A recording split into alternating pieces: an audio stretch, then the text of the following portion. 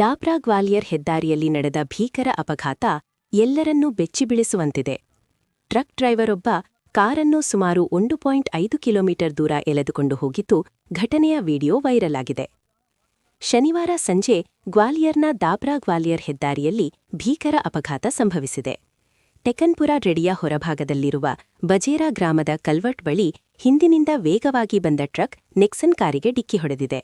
ಡಿಕ್ಕಿಯ ನಂತರ ಕಾರು ಟ್ರಕ್ನ ಮುಂಭಾಗದಲ್ಲಿ ಸಿಲುಕಿಕೊಂಡಿತ್ತು ಮತ್ತು ಚಾಲಕ ನಿಲ್ಲಿಸುವ ಬದಲು ಅದನ್ನು ಎಳೆದುಕೊಂಡು ಹೋಗಿದ್ದಾನೆ. ಟ್ರಕ್ ಚಾಲಕ ವಾಹನವನ್ನು ನಿಲ್ಲಿಸದೆ ಸುಮಾರು 1.5 ಕಿಲೋಮೀಟರ್ಗಳವರೆಗೆ ಕಾರನ್ನು ಎಳೆದುಕೊಂಡು ಹೋಗಿದ್ದಾನೆ. ಅದೃಷ್ಟವಶಾತ್ ಕಾರಿನಲ್ಲಿದ್ದ 3 ಪ್ರಯಾಣಿಕರು ಯಾವುದೇ ಗಂಭೀರ ಗಾಯಗಳಿಲ್ಲದೆ ಪಾರಾಗಿದ್ದಾರೆ. ಕಾರಿನಲ್ಲಿ ವಿಶೇಷ ಸಶಸ್ತ್ರ ಪಡೆ ಎಸ್ಎಎಫ್ ಅಧಿಕಾರಿಯೂ ಪ್ರಯಾಣಿಸುತ್ತಿದ್ದರು ಎಂದು ತಿಳಿದುಬಂದಿದೆ. ಘಟನೆಯಲ್ಲಿ ಯಾವುದೇ ಸಾವು-ನೋವುಗಳು ಸಂಭವಿಸಿಲ್ಲ.